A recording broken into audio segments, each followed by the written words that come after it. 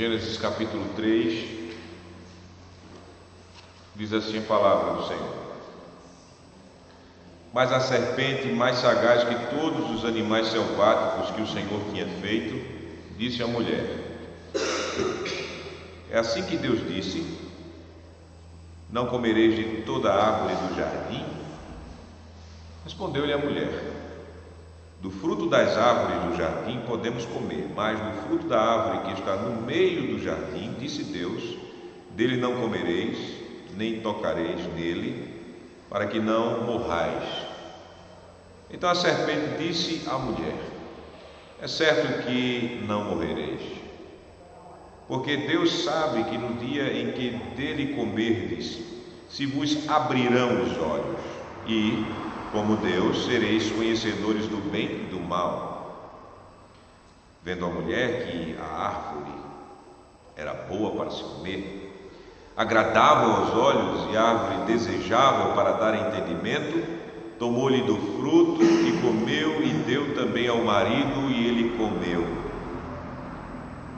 Abriram-se então os olhos de ambos, e percebendo que estavam nus, coseram folhas de figueira e fizeram cintas para si. Quando ouviram a voz do Senhor, que andava no jardim pela viração do dia, esconderam-se da presença do Senhor Deus, o homem e sua mulher, por entre as árvores do jardim. E chamou o Senhor Deus ao homem e lhe perguntou: Onde estás? Ele respondeu: Ouvi a tua voz no jardim, e porque estava nu, tive medo e me escondi. Perguntou-lhe Deus: Quem te fez saber que estavas nu? Comeste da árvore de que te ordenei que não comesses? Então disse o homem: A mulher que me deste por esposa, ela me deu da árvore e eu comi. Disse o Senhor Deus à mulher: Que é isso que fizeste? Respondeu a mulher: A serpente me enganou e eu comi. Então o Senhor Deus disse à serpente: Visto que isto fizeste, maldita és entre todos os animais domésticos, e o és entre todos os animais selváticos.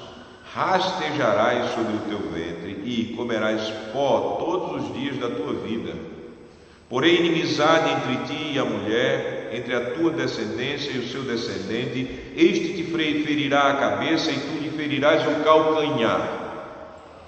E a mulher disse: Multiplicarei sobremodo os sofrimentos da tua gravidez, em meio de dores darás à luz filhos. O teu desejo será para o teu marido, e ele te governará.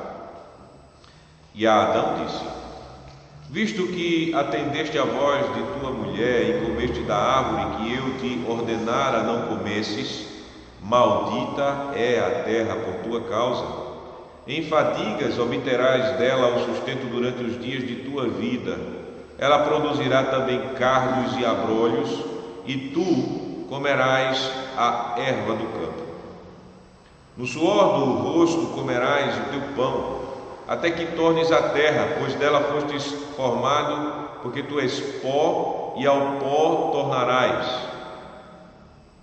E deu o homem o nome de Eva, a sua mulher, por ser a mãe de todos os seres humanos.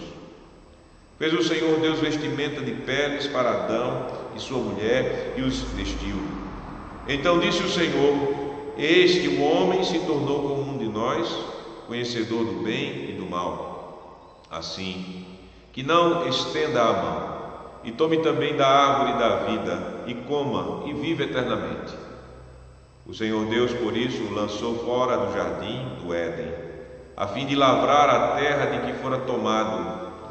E expulso o homem, colocou querubins ao oriente do jardim do Éden, e o refulgir de uma espada que se revolvia, para guardar o caminho da árvore da vida. Então vamos agora para outro texto da palavra, desta vez em Romanos capítulo número 3 também. No caso, lemos em Gênesis 3, agora vamos para Romanos capítulo 3. Romanos capítulo 3.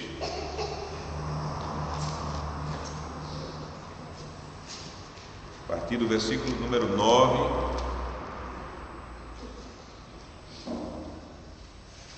Romanos capítulo 3, a partir do versículo número 9.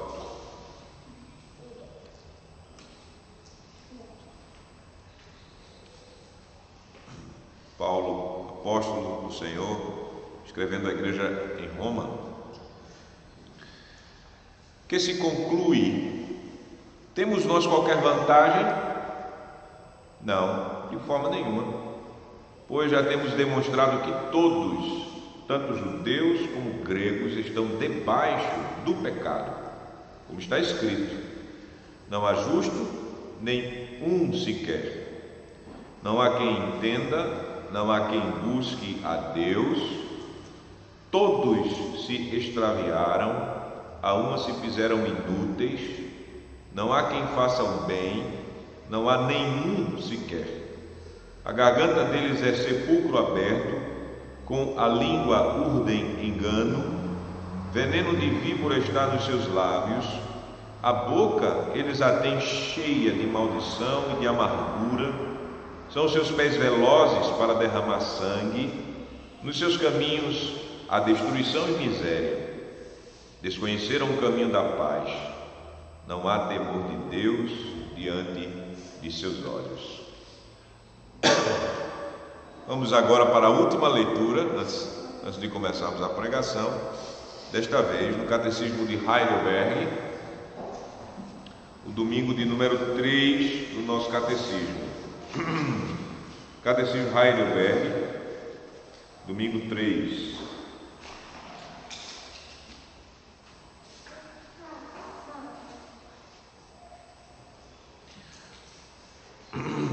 Ainda dentro do tópico da divisão primeira do nosso catecismo sobre a nossa miséria e pecado, temos o domingo 3, onde nós confessamos o seguinte, começar da pergunta 6. Mas Deus criou o homem tão mau e perverso? Resposta: não. Deus criou o homem bom e a sua imagem, isto é, em verdadeira justiça e santidade, para conhecer corretamente a Deus, seu Criador, amá-lo de todo o coração e viver com Ele em eterna felicidade, para louvá-lo e glorificá-lo. De onde vem então esta natureza perversa do homem? Da queda e desobediência de nossos primeiros pais, Adão e Eva, no paraíso. Ali nossa natureza tornou-se tão pervertida que todos nós somos concebidos e nascidos em pecado. Mas somos tão perversos que não podemos fazer bem algum e somos inclinados a todo mal. Somos sim, se não nascermos de novo pelo Espírito de Deus. Deixem seus catecismos abertos nessa parte, também os textos que nós lemos na Palavra de Deus. Amados irmãos e irmãs do Senhor Jesus Cristo, nas perguntas do domingo 2, que nós vimos no domingo passado, nós confessamos que, pela lei, conhecemos nossa miséria e pecado. A lei, ela exige de nós amor perfeito. Amor perfeito a Deus, amando-o acima de todas as coisas, acima de todas as pessoas e até mesmo acima de nossa própria vida. Amor ao próximo como amamos a nós mesmos. E por fim, no domingo 2 do nosso catecismo, nós confessamos que nossa incapacidade de cumprir perfeitamente as exigências da lei é um problema de nossa natureza humana. Nós somos, por natureza, inclinados a odiar a Deus e ao próximo. E por isso, não conseguimos cumprir perfeitamente a exigência prescrita na lei de Deus. Agora, de onde vem essa nossa corrupção que nos incapacita de perfeitamente amar a Deus e ao nosso próximo? De quem é a culpa dessa nossa incapacidade? Essas perguntas serão respondidas nesta pregação desta manhã. Pregação esta que tem o seguinte tema: minha corrupção, minha culpa. Esse é o tema da nossa pregação nesta manhã. Minha corrupção, minha culpa. Qual a primeira pergunta do domingo de número 3? A primeira pergunta é: mas Deus criou o homem tão mal? Notem, meus amados irmãos e irmãs, essa pergunta ela nos desperta a questionar se a fonte de nossa corrupção está em Deus. E a nossa resposta de fé é não. Não, respondemos, Deus criou o homem bom e a sua imagem, isto é, em verdadeira justiça e santidade, para conhecer corretamente a Deus, seu Criador, amá-lo de todo o coração e viver com Ele em eterna felicidade, para louvá-lo e para glorificá-lo. Isso é a nossa resposta de fé. Assim, meus amados irmãos e irmãs, a nossa corrupção não é culpa de Deus. Deus nos fez bom. Esse é o testemunho da Sagrada Escritura para nós. Gênesis capítulo de número 1. Vamos ver lá Gênesis 1, primeiro capítulo da Bíblia, Antigo Testamento. Gênesis capítulo de número 1, versículo de número 31. Moisés, pelo Espírito Santo, escreveu à igreja no deserto, dizendo o seguinte: viu Deus tudo quanto fizera, e eis que era muito bom. Podemos até traduzir do hebraico muitíssimo bom.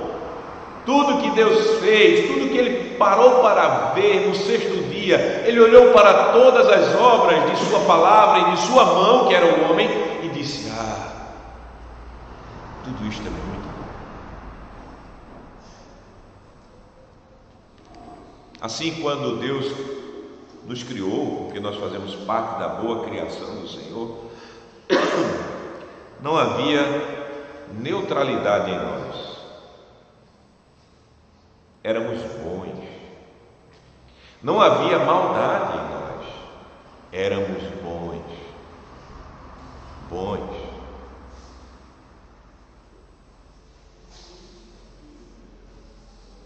Fomos feitos, a Bíblia diz, conforme a imagem de Deus. A Bíblia nos chama de imagem de Deus. Isto é, em verdadeira justiça e santidade. Veja, ainda no primeiro capítulo de Gênesis, no capítulo de número 26, Deus, em relação a essa criatura chamada homem que somos nós, também disse Deus: façamos o homem a nossa imagem, conforme a nossa semelhança, tenha ele domínio sobre os peixes do mar, sobre as aves dos céus, sobre os animais domésticos, sobre toda a terra e sobre todos os répteis que rastejam pela terra. E no versículo 27 diz: criou Deus, pois, o homem à sua imagem, a imagem de Deus os criou, homem e mulher os criou. Essa é a nossa situação original quando Deus nos criou. Nós fomos criados em um estado tal que podíamos conhecer corretamente a Deus, o nosso Criador, sem impedimento algum. Nós podíamos amá-lo perfeitamente de todo o nosso coração. Podíamos viver com Deus em eterna felicidade. Deus chegava a andar conosco, no caso com Adão, na virada do dia, lá no jardim. Podíamos viver para louvar a Deus e glorificá-lo com todos os nossos pensamentos, com todas as nossas ações, com todas as obras que nós faríamos naquele estado original. Tanto que essa semelhança de Deus tinha a ver também com essa ação de governar o mundo. Quando a criação, os animais, os anjos que foram criados, vissem Adão e Eva exercendo o seu mandato de governar o mundo para Deus, eles veriam, como nós vemos o nosso reflexo no espelho, eles veriam em Adão essa imagem de Deus, essa glória de Deus. Esse era o nosso estado quando Deus nos criou. É o testemunho que temos da Sagrada Escritura e que afasta de Deus a qualquer indício de autoria ou qualquer culpabilidade pela corrupção de nossa natureza, que nos torna incapazes de amar perfeitamente a Deus e ao nosso próximo.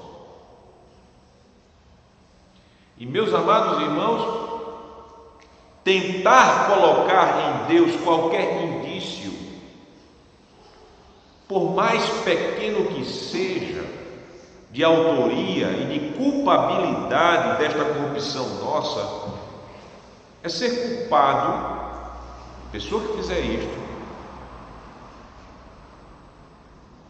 de falar algo que é contrário à revelação que temos na palavra. Mas não somente isso, dizer que Deus, ele de alguma forma é autor do pecado e da nossa corrupção, ou em algum sentido culpável por isso, nós podemos dizer que é uma blasfêmia abominável contra Deus, o nosso bom Deus, o nosso bom Criador, que nos criou bons. Então, ainda resta uma pergunta: de onde vem essa natureza perversa do homem? Tem que vir de algum lugar. A resposta a esta pergunta é da queda e desobediência de nossos primeiros pais, Adão e Eva, no paraíso. Ali, nossa natureza tornou-se tão pervertida que todos nós somos concebidos e nascidos em pecado. Essa é a nossa confissão na pergunta e resposta de número 7 de nosso catecismo. Uma verdade muito dura para nós. A minha corrupção é culpa minha. A sua corrupção é culpa sua. A nossa corrupção é culpa nossa. Eu pergunto a você, não é muito difícil para nós ouvirmos de outras pessoas sobre os erros que nós cometemos? É muito difícil. Eu digo isso a vocês, confesso isso a vocês, que é muito difícil para mim. Se você for um anjo sem pecado, eu acredito que para você também não será difícil, embora que o anjo sem pecado não erra, né? Mas para os seres humanos, pecadores que erram, é muito difícil escutar: você errou. É duro de engolir pelos ouvidos as palavras: você errou. Esse mal foi você que fez, é culpa sua. E parece mais duro ainda para nós, seres humanos, reconhecermos humildemente: sim, errei, sou culpado.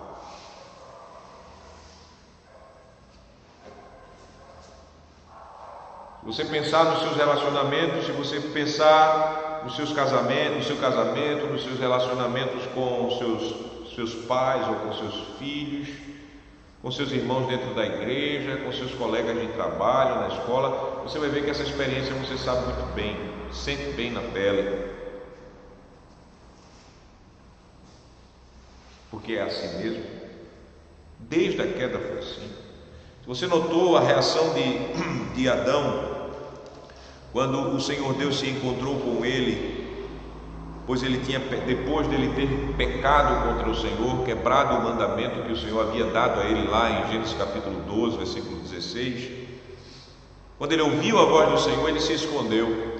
Ele, quando pecou, ele não foi para Deus e disse: Senhor, eu pequei contra ti. Ele se escondeu.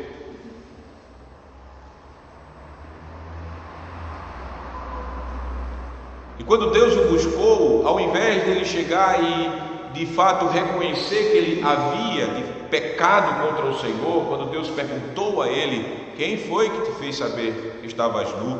Você comeu da árvore, do fruto que eu havia dito a você para não comer? Comeu da árvore, aquela que eu disse a você que você não deveria comer? Então ele disse: a mulher que me deste por esposa, ela me deu da árvore e eu a comi.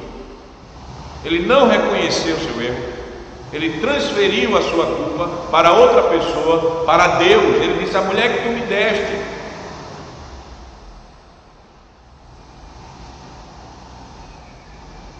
Alguns outros comentaristas da Bíblia vão dizer que ele transferiu para Eva. Tudo bem, mas foi também para outra pessoa. Foi a mulher que tu me deste. A mulher, da mesma forma, ela só disse: eu me enganei, mas foi a serpente. Então vejam, meus amados irmãos, é duro para nós humildemente reconhecer: sim, eu errei, a culpa é minha.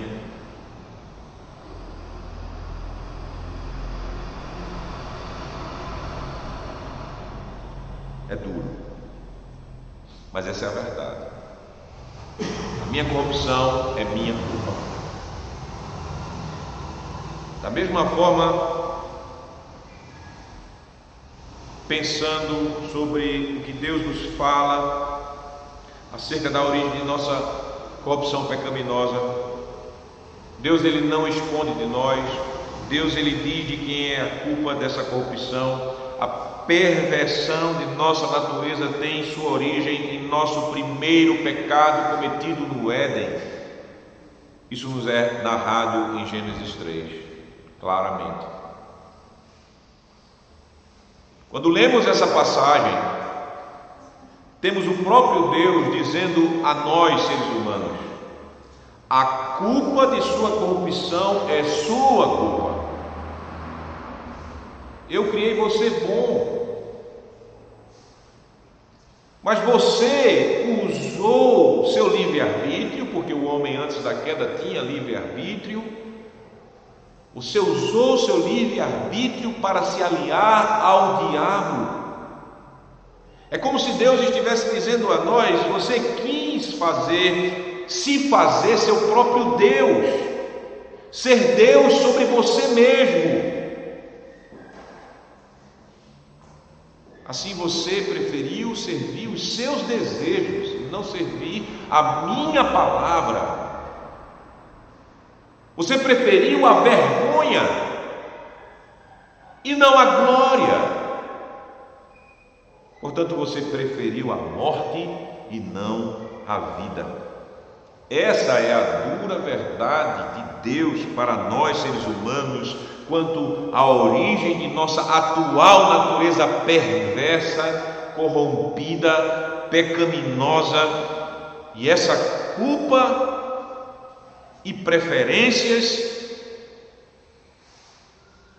pecaminosas se aplica a cada pecado que tem marcado a sua vida, a minha vida até hoje, do Éden, da queda até o último pecado que cometemos.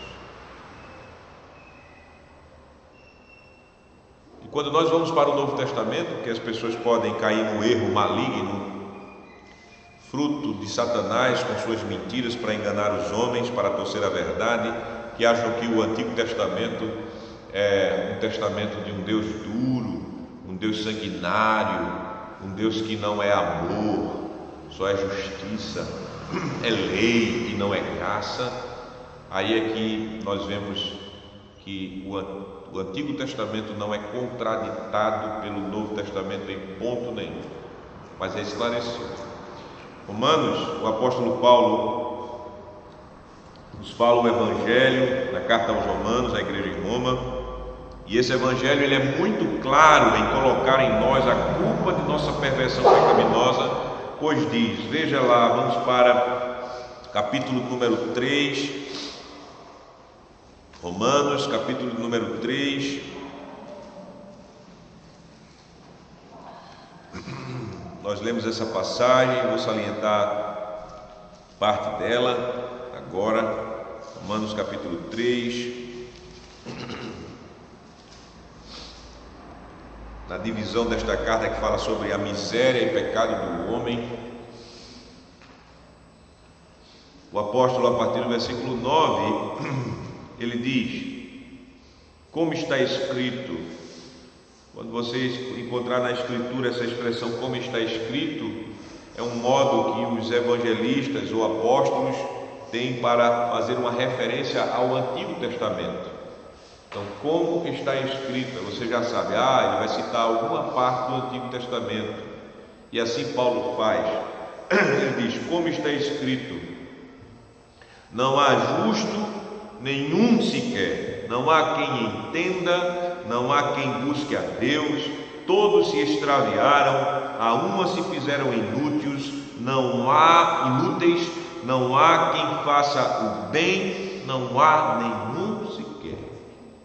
O apóstolo ele está citando diversas passagens, fazendo uma combinação de diversas passagens do Antigo Testamento.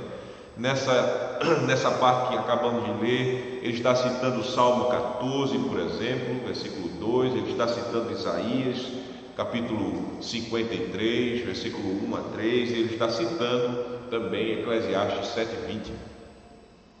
É um conjunto, faz uma furada, ele está citando. E ele faz isso, o apóstolo Paulo, para mostrar a universalidade do pecado e o profundo estado de corrupção inconsertável, porque não tem como se consertar, do qual se encontra todos os seres humanos, sejam eles judeus, ou seja, povo da antiga aliança, sejam eles gentios, pessoas fora da aliança, os pagãos, todos estão nesse mesmo lugar. O pecado afetou todos os seres humanos, é um problema universal. E todos, sem exceção, são corruptos, são depravados totalmente, ou seja, inconsertáveis pelo homem mesmo. Paulo ele cita a Escritura. Então não era algo estranho para os crentes judeus essa palavra que Paulo está dizendo aqui em Roma, porque já está escrito. Então, por inspiração do Espírito Santo, o apóstolo diz no versículo número 12, veja, por favor, todos se extraviaram, a uma se fizeram inúteis. Acharam? O extraviar, essa palavra extraviar, esse verbo aqui, extraviaram, essa palavra, ela mostra que o homem se afastou e apostatou. Ele abandonou a fé no Senhor. Ele não somente se distanciou de Deus quando ele pecou ali lá no Éden, mas ele abandonou a fé no Senhor. Aquilo que o apóstolo Paulo ele diz que o homem ele tinha o conhecimento de Deus e tem o conhecimento de Deus, porque Deus ele se faz conhecido por meio de suas obras, mesmo depois da queda, além dali em Adão, mas a todos os homens Deus se faz conhecido através de suas obras, da criação e da sua providência. Mas o que é que o homem faz? Apesar de ter conhecimento de Deus, o homem não glorifica a Deus como Deus, nem lhe dá graças. Isso é a realidade. É uma acusação muito forte que o apóstolo Paulo, pelo Espírito Santo, faz a todos os homens. Ele vem fazendo isso e explicando isso desde o primeiro capítulo dessa carta de Romanos. Todos se tornaram culpáveis e culpados por se desviarem do caminho da piedade se extraviarem, mas não somente isto, por apostatarem da fé. O apóstolo continua dizendo: a uma se fizeram inúteis. Você achou aí em sua Bíblia? A uma se fizeram inúteis. Versículo número 12. Isso mostra inutilidade por corrupção. Imagine o sal dos tempos de Jesus e dos tempos ainda do apóstolo Paulo. O sal, ele poderia se corromper por contato com outras substâncias. E o que acontecia? Ele se tornava insípido. O sal, ele se tornava insípido. Ou seja, ele se tornava sem sabor. E para que servia um sal insípido? Um sal sem sabor? Para quê? Jesus falou, ele disse, era para ser jogado fora e pisado pelos homens. A igreja é sal da terra, luz do mundo, e se o sal se tornar insípido, o que acontece? Só serve para ser jogado fora e pisado pelos homens. Então o sal, ao se corromper, ele se torna inútil. Pense também numa fruta ou num fruto. Se esse fruto se apodrece, ele não serve para ser comido. Se ele se corrompe, ele não serve para você fazer um suco. Você não vai fazer um suco de uma fruta podre. Por causa da corrupção, a fruta se torna inútil. Assim aconteceu com o homem. O seu ato pecaminoso, ele se corrompeu e não serve para nada mais, a não ser para trazer tristeza para Deus no seu estado original, no seu estado, perdão, de queda. E notem, um detalhe que deve ser percebido também, que foi o ato de um só homem, capaz de fazer todos inúteis. O texto diz, a uma se fizeram inúteis. Não é isso que Deus ele nos revelou em Gênesis capítulo 3, por meio de Moisés? Foi um ato de um só homem, foi o ato de Adão. Todos se fizeram inúteis. Não é o mesmo que o apóstolo Paulo está nos dizendo aqui no capítulo 3? A uma se fizeram inúteis.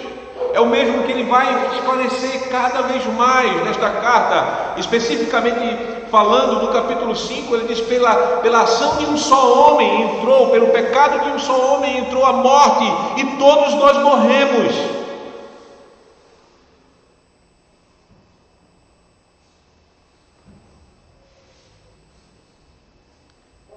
O meu pecado traz consequência para outras pessoas. Nunca fique isolado a mim mesmo.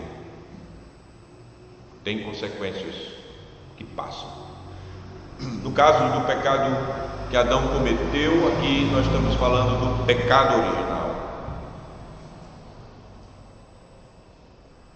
O Espírito ele deixa claro, Romanos capítulo 3, versículo número 12: todos se extraviaram, a uma se fizeram inúteis.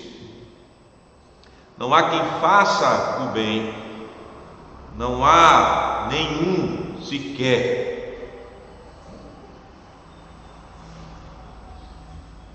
No que se refere à prática do bem, o texto está dizendo algo bem negativo. Não há quem faça o bem. Está assim na sua Bíblia? Não há quem faça o bem. Bem negativo isso. Agora, em ordem positiva, veja o que se diz. Porém, no que se refere à prática do mal, não existe qualquer exceção dentre os meros mortais, porque o texto diz, não há nenhum sequer. Então, todos positivamente, sem uma exceção sequer, entre os meros mortais eu falo, entre os simples homens, todos os homens fazem o mal.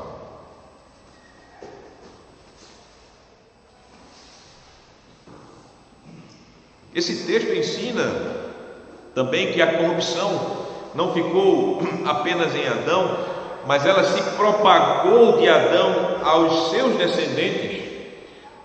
Umas se fizeram inúteis. Foi um quem pecou, mas todos se fizeram inúteis, como eu já falei anteriormente. Então, obviamente, nós podemos concordar com o que o Espírito Santo ele revelou ao rei Davi, lá no Salmo 51, versículo 5. Veja, Salmo 51, versículo 5, o Espírito diz, Davi, pelo Espírito Santo, Davi, ele diz, ele sabe de onde, quando começou a sua carreira como pecador, sua relação pecaminosa com Batseba é fruto dessa natureza corrompida dele. E quando foi que surgiu essa natureza? Para nós vermos que o pecado de Adão, a uma se fizeram inúteis, não para em Adão, mas passa de geração a geração. Salmo 51, versículo 5, Davi falou: eu nasci na iniquidade. Então ele já nasce em um estado de iniquidade, não por causa do sexo, a prática sexual entre o esposo e a esposa, seu pai e sua mãe. Não é isso. O sexo dentro do casamento não é pecado. Mas ele diz o estado que ele nasceu já em iniquidade. Mas ele fala ainda: e em pecado me concebeu minha mãe. Então ele já foi concebido em pecado. Quando nós começamos a ser pecadores? Quando somos concebidos, quando há aquela fecundação que torna eu ser eu, lá no ventre de minha mãe. Quando eu sou concebido, eu já sou concebido em pecado. Ali começa um pecador, na concepção.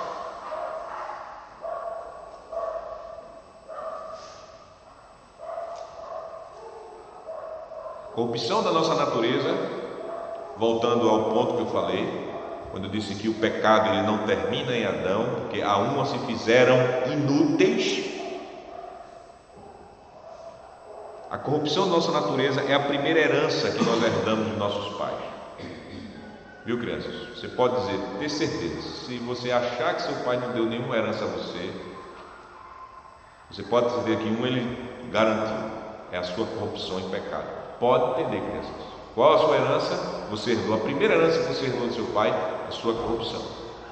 Ou seja, você já é concebido com a herança da miséria e em pecado.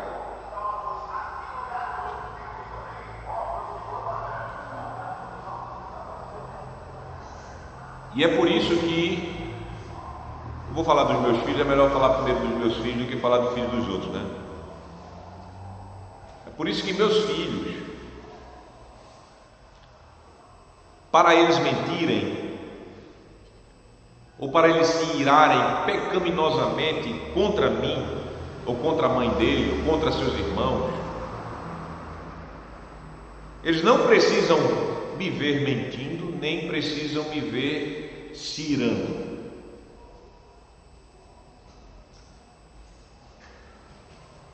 Os meus filhos, eles só precisam agir conforme a natureza perversa que há neles, a natureza de cada um deles, que ele já tem. Porque, meus amados irmãos, entendam, pecado não é uma questão de imitação.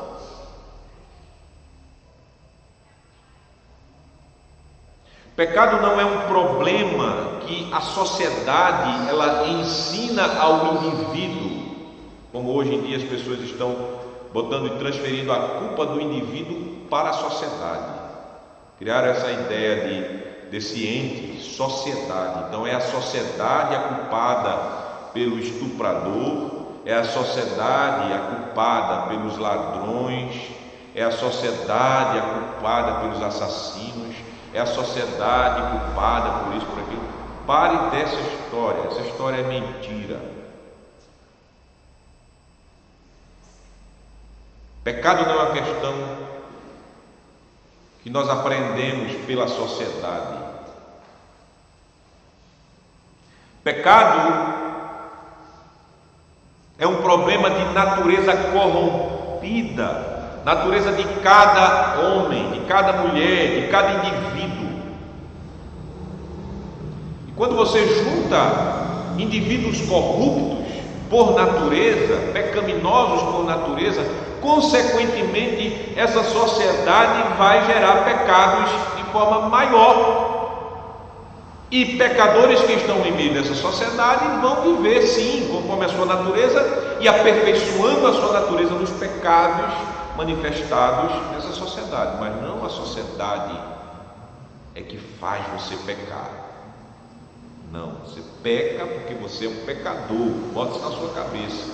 Seu professor de sociologia, de filosofia, na escola, começar a colocar na sua cabeça essa ideia de pecados sociais, você parta do princípio da palavra de Deus. Não, de fato, professor, nós temos pecados sociais, sim, no sentido de quê? De que o ser humano, indivíduo, é corrompido.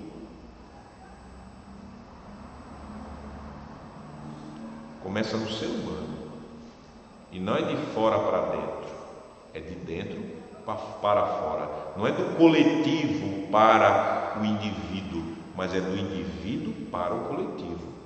Coloque isso na cabeça, para você não cair nessas lorotas, nessas mentiras de Satanás, que tira de você a responsabilidade por sua corrupção e pecado e coloca em outros, e no grupo, e não no indivíduo.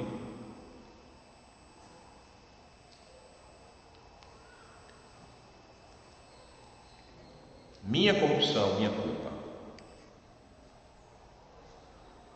Pecado é um problema da natureza corrompida de cada homem. E por isso no catecismo, na parte final da resposta, nós falamos dessa verdade, que o pecado ele começa ali, na desobediência de nossos primeiros pais, Adão e Eva, e ele se perpetua de geração a geração.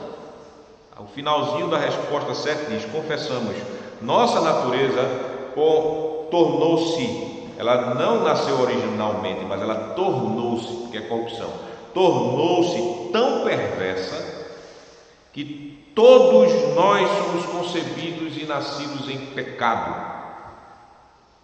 Ponto. Assim, meus amados irmãos, olhando para a Sagrada Escritura, nós podemos entender como é muitíssimo triste a situação da humanidade caída e morta em Adão, a humanidade em pecado. Depois do primeiro ato pecaminoso praticado por Adão lá no Éden, nós podemos perder a esperança que a humanidade caída ela pode ser a fonte de qualquer bem em si mesma. Seja ele para o meio ambiente, bem para o meio ambiente, seja para resolver os conflitos humanos da alma humana, ou os conflitos bélicos que estão no mundo, seja para a salvação do cosmos. A Bíblia ela tira de nós qualquer esperança no homem pecador, no homem caído, na humanidade que é o conjunto desses homens caídos, nessa humanidade velha em Adão. Pare com essa história, não caia nessa lorota, nessa conversa fiada da ONU, do movimento ecológico, da psicologia moderna que aponta para o homem caído, a salvação dele e do mundo. Pare. Não há esperança em nós mesmos. Não há esperança que possa basear no homem, nas mulheres caídas, a salvação.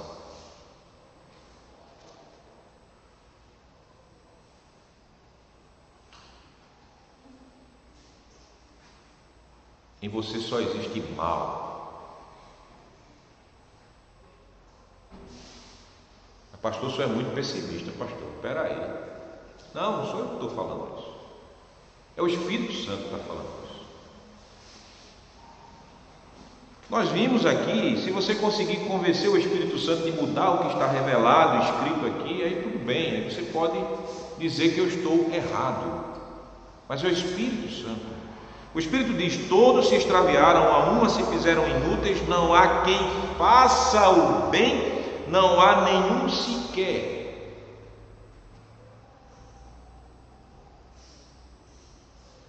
Não é isso que está escrito?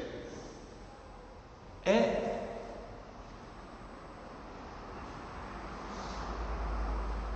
Essa é a verdade evangélica.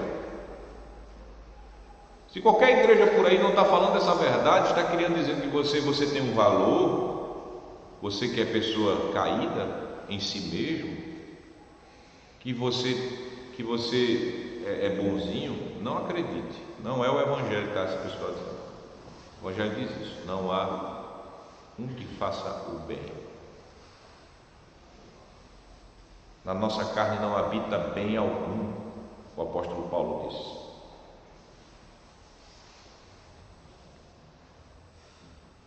Por isso, nós confessamos o que confessamos na resposta número 8. Veja no catecismo, por favor. A pergunta 8 é a seguinte: mas somos tão perversos que não podemos fazer bem algum e somos inclinados a todo mal? Qual a resposta da igreja que quer ensinar o evangelho? Somos sim. Isso contraria o pelagianismo, o arminianismo, que diz que o homem é neutro. O arminianismo, o pelagianismo diz que o homem não tem pecado original. Isso contraria o marxismo e qualquer filosofia que diz que o homem é bom e que pelo homem pode vir um paraíso na terra. O evangelho contraria isso. Nós dizemos: somos sim.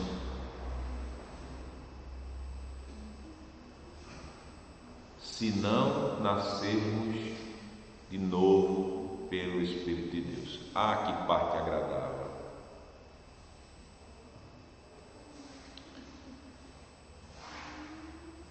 Veja que o evangelho é feito rapadura. Não sei se rapadura tem aqui. No Nordeste, rapadura é um bloco de extrato de cana, de suco de cana solidificado. Ele é tão doce, mas é tão duro. Se você jogar na cabeça de alguém, você pode matar. Mesmo na cabeça de um nordestino, você pode matar se você joga um pedaço de rapadura, um bloco de rapadura na cabeça dele. É duro, mas é tão doce. Veja o evangelho, ele é tão duro. Ele diz: somos sim tão maus.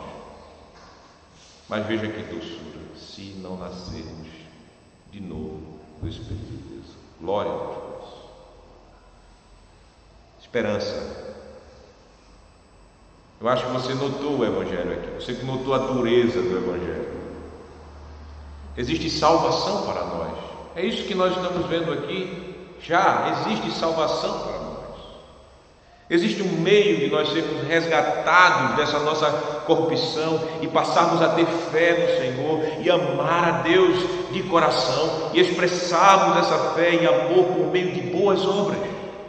Existe sim, pois há como sermos regenerados, há como nascermos de novo. E veja que esse meio, essa possibilidade de nascermos de novo não está em nós mesmos, está no Espírito de Deus, no poder do Espírito de Deus. O texto diz: somos sim, se não nascermos de novo pelo Espírito de Deus, mediante o Espírito de Deus. Salvação não está em mim, salvação está em Deus. Salvação não é uma obra feita por mim, pelas minhas obras, mas pela obra do Espírito de Deus. Glória a Deus. Nós morremos em Adão. Nós somos concebidos nessa morte. Mas Deus, na sua infinita misericórdia, quis manifestar a sua salvação a pecadores que são culpados da miséria e perdição que eles mesmos se lançaram lá no Éden, e manifesta essa miséria e essa perversão em cada pecado que cometem no dia a dia. Deus, Ele viu a nossa miséria, Deus, Ele viu a nossa condição, mas Deus, Ele quis manifestar a sua salvação graciosa a pecadores miseráveis como eu e você, culpados por nossa própria miséria. Ele quis fazer isso. E por isso, e para isso, Ele enviou o seu amado Filho unigênito, Jesus Cristo, para encarnar o único homem verdadeiro que nasceu sem pecado, o único homem verdadeiro que foge à regra depois da queda, o único que fez bem em toda a sua vida, em seus pensamentos, em suas palavras, em suas obras, em suas ações. Jesus, Deus enviou o seu Filho porque Ele nos amou nesse estado de queda e de miséria, para encarnar, tomar a nossa natureza humana com as nossas fraquezas, porém sem pecado, para tomar o nosso lugar debaixo da ira de Deus, para pegar a culpa que não era dele, mas nossa, e trazê-la para si, para pagar aquilo que ele não furtou, para morrer na cruz, para ressuscitar, para que a minha e a sua culpa fossem perdoadas por Deus. Isso Deus fez, meu irmão, minha irmã, para conosco. E Ele já falou isso lá em Gênesis. Lá em Gênesis 3,15, logo após a queda, Ele falou logo a Satanás, diante de Adão e Eva, os culpados por sua corrupção própria. Lá em Gênesis 3,15, o Senhor já prometeu Jesus, Ele disse: porém inimizade entre ti, entre a serpente que representava Satanás e a mulher, entre a tua descendência, a descendência de Satanás, que é esse mundo inimigo de Deus, que é espiritualmente descendente de Satanás, e o seu descendente, Jesus. Este te ferirá a cabeça e tu lhe ferirás o calcanhar. Satanás atentou contra Jesus, feriu o Filho de Deus, mas o Filho de Deus, por suas chagas, acabou com Satanás, destruiu o poder da morte de Satanás e se tornou o nosso Salvador.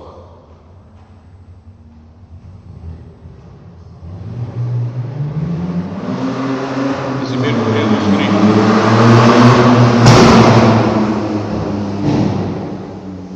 esse mesmo Jesus Cristo que encarnou, que foi obediente em todas as coisas da lei, morreu na cruz e ressuscitou, é o nosso Salvador. Pelo poder do seu Espírito nós somos regenerados, somos nascidos de novo, somos feitos novas criaturas em Cristo Jesus. É isso que o Evangelho nos garante.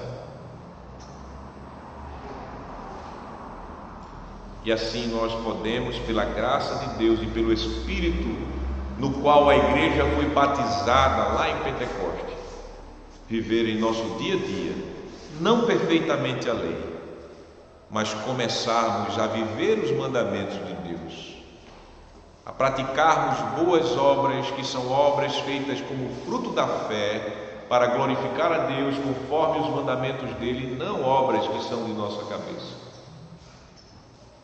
A viver uma vida de amor, de comunhão e de gratidão com o Senhor, somente assim, por causa da obra de Jesus. Portanto, meus amados irmãos, Nesse domingo, hoje, estamos ouvindo a doutrina que está ensinada no Catecismo de Heidelberg, nesse terceiro domingo do Catecismo. Essa doutrina que nos ensina que a nossa corrupção é nossa culpa, mas a mesma doutrina que nos ensina que a nossa salvação é obra de Deus Pai, Deus Filho e Deus Espírito Santo, é obra da Santíssima Trindade. E por isso nos alegremos no Senhor, Deus, nosso Salvador. Amém.